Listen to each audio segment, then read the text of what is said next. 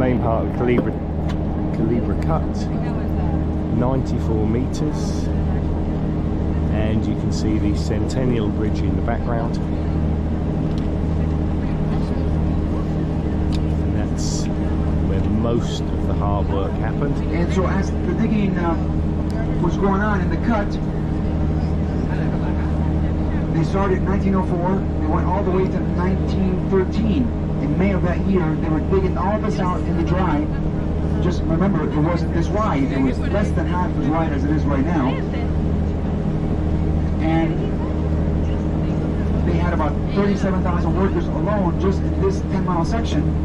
Even though the whole canal had about 75,000 men and women in different spots doing all kinds of different jobs. And most of the workers were from the Caribbean islands, African blacks who'd been brought over as slaves in the early years of rum and sugarcane.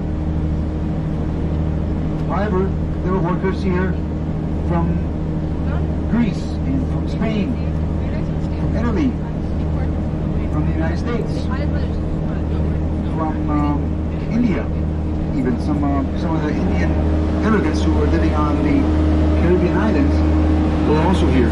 So there were different nationalities, but mostly Caribbean blacks were the bulk of the work. Finally, in May of 1913, they stopped the dry digging phase, and they decided to flood the Culebra Cut with water and remove the rest of the dirt as a dredging operation, underwater excavation.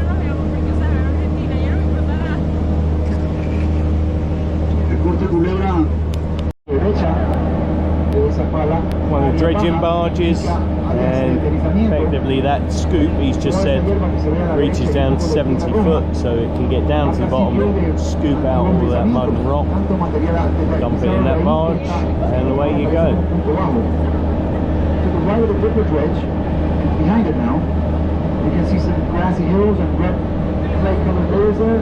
So much stuff has slid out of there, but it's now a low spot. But it used to be as high as the harder rocks that are on either side of it. That one on the right, known as Contractors Hill, and his counterpart to the left, here a dark hill on the left with some terracing.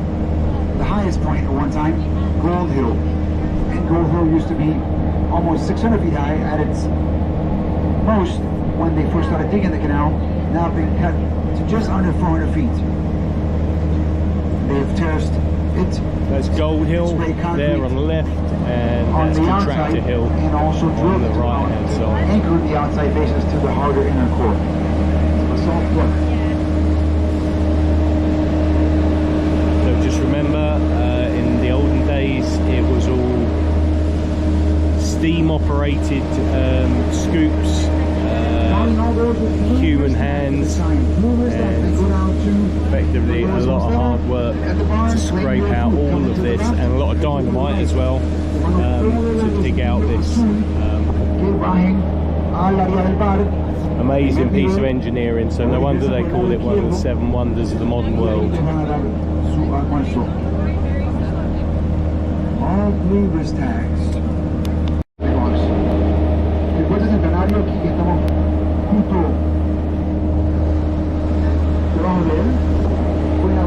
Just going under the Centenario Bridge, or Centennial Bridge, sorry.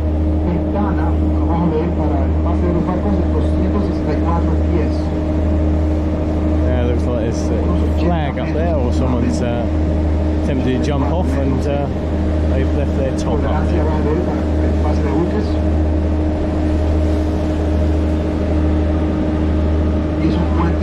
This is known as a cable-assisted bridge. It's not a suspension bridge. Don't know whether you heard that. Cable-assisted bridge, not a suspension bridge. And it's the second permanent bridge over the canal. The first one being built in 1962. So you can see on the right-hand side is the new lane where you got the larger ships, the new Panamax, and we're heading down the left-hand lane where we've got the smaller ships, so to speak, but the Panamax ships that have effectively not necessarily been replaced, but reading a Passage Between the Seas book, effectively since the new Panamax, some of the old Panamax size ships effectively just been sold for scrap, because they can now run and operate the new Panamax and it's a lot more efficient. So effectively things like the one you can see there is it's going to end up being scrap and replaced by bigger ships.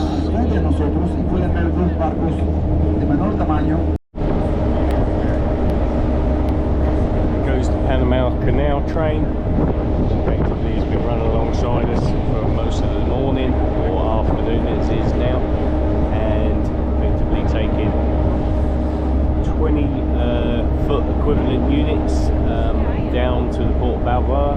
Not sure why they do that, but obviously there could be a number which are offloaded at the Atlantic side, stuck on the train, and then sent all the way down across and loaded onto another ship at the other side. So back in the day, so obviously the Panama Canal was a very expensive exercise for all parties involved, mostly the French, but definitely the Americans as well. Back in the day, gold was the driving force, so the Spanish started talking about a canal through the isthmus back in the 1500s, and obviously the Americans were always interested in being able to get quickly from New York and around to California. So much so, and it will be what they call the West Lane. So much so that when the gold rush happened in 1849, people would get a boat down to Colon, which is effectively the Atlantic side. Once they got to Colon, they would then get off the boat. Initially they would try and walk through, and that was like hell on earth by all accounts, and then that's the reason they built the train going through, and that was one of the main kind of reasons that each one of the that they chose the Panama Canal location rather than going through Guatemala, rather than going through South Mexico and further down near the Colombia. They chose Panama probably because that was what they were doing at the time with the train and the gold rush back in 1849. You'll see here that gives you an idea of the size or the width of the canal lock, and that is effectively what shapes the Panamax. So you've got a in this, the old Panamax, you were looking at 290 meters long, probably about 100 wide or so, and effectively that would shape the larger ships that could travel from the Atlantic through to the Pacific. You have there's old pictures I've seen in the book where you see very large US warships coming through. The maximum or the smallest gap that they have is 2 foot between the side and the actual ship. So you've got 2 foot either side, and that's effectively why you've got the train rails going along the side of the lock that allows them to pull a ship into the lock and ensure that they're actually rather than being pushed by the ship, it's being tugged all the way down through the lock.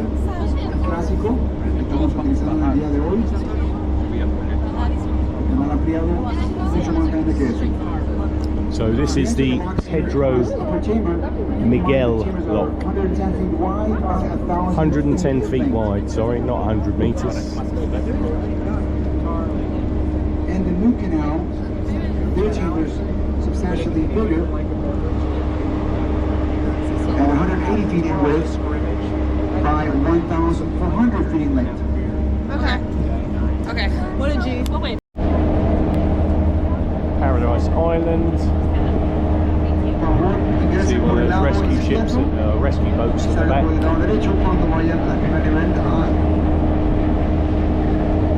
So we've got staff waving at us. Yay.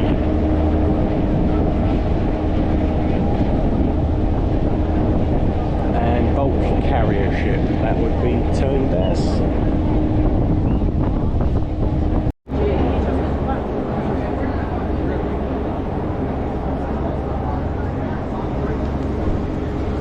So you see the markings there, 580 plus 400, so 980 is the maximum length you can get in the old lock. So these are the old locks which effectively would have been opened in 1914. So just before the First World War is when these two locks opened.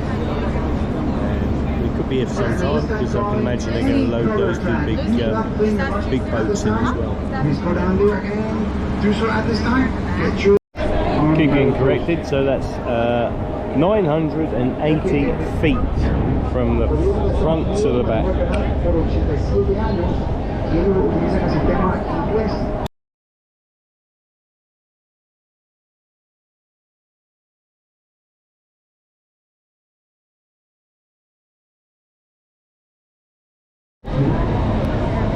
Well, that was my exciting attempt at a time-lapse video. Don't know how well that's come out. Hopefully well. And the guy's been talking, saying each one of these silver tugs effectively $2 million each. Don't know whether I heard that right, but something was $2 million. Everything seems to be a large number on the Panama Canal. Effectively now they've got the two ships in. They're going to drop down by 33 feet in this lock and then move across the Miraflores Lake into the Miraflores lock and drop us down to effectively Pacific sea level, which is the same as Atlantic sea level. Just the difference is the tidal range. Very, very small tidal range in the Atlantic, a very large tidal range in the Pacific when we get out there. So slight difference there, but effectively the locks over on this side take care of it.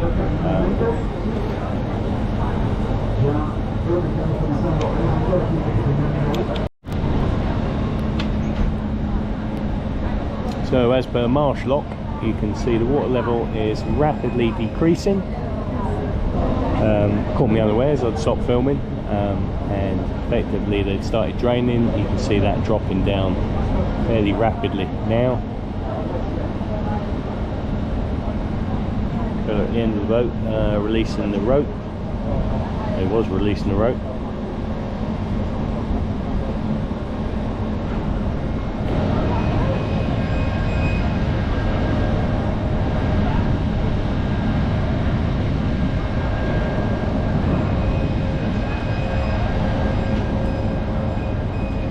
It's amazing to think about the clearance down the side of that Paradise Island. Not a lot of gap between those at all. Probably a little bit more than 2 feet, but not much.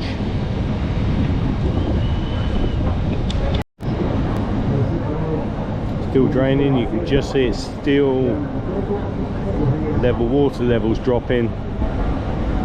So we're still dropping down. I was a little bit worried about that. Rope was getting a bit tight earlier on, but he's loosened it off now. Whew.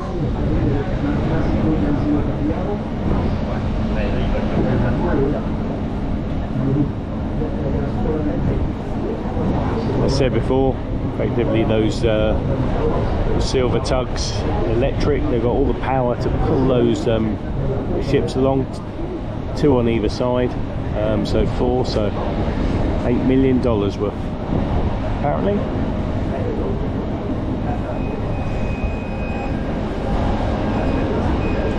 Still trying to figure out whether it's actually finished draining or not. 33 feet is probably the size of a house, so that's how far it's going to drop that big ship down. Apparently the concrete used in the wall is all original, going back to 110, 114, just before the First World War. It's only the top bit up there. You can see that that is effectively what's been replaced. I think he said about 10 years ago. So most of it is the old concrete. You can see it in places, but fair play to actually building a lot this size back in 1910, and it's still been here working and generating around $2.4 billion worth of revenue every single year.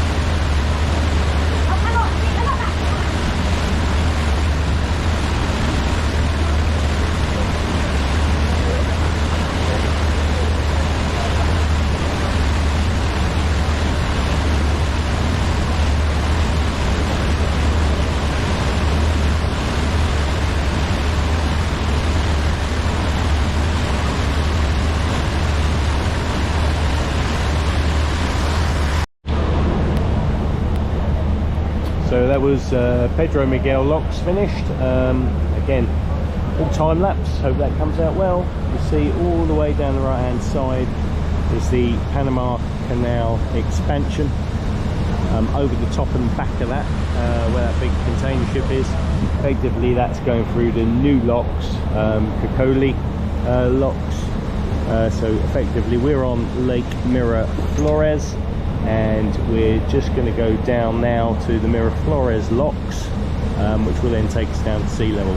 The Cocoli locks just do it in one drop, probably on 3 steps, but in effectively doing it a lot quicker than going through 2 sets of locks. So benefits from the size of the ship at that stage as well.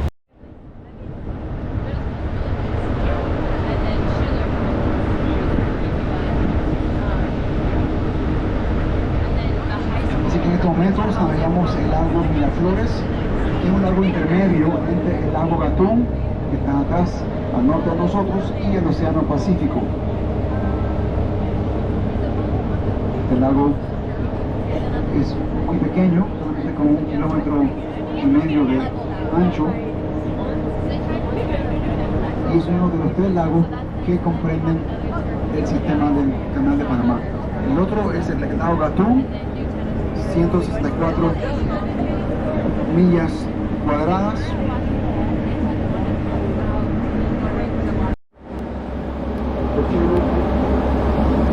So we missed it earlier on because I was doing time lapse, but those little rowboats, effectively they row out with the ropes, get the ropes off the ships, and then tie it onto one of those, effectively those big silver £2 billion each tugs. So little blokes row out from that little rowboat, go and get the ropes, and then tie them up and off they go. Crikey, there's the other two ships that we had to wait for before. Haven't even left the lock back in Pedro Miguel, so I imagine we're going to have a long wait here for us to get into the lock and then have those two boats or two ships join us.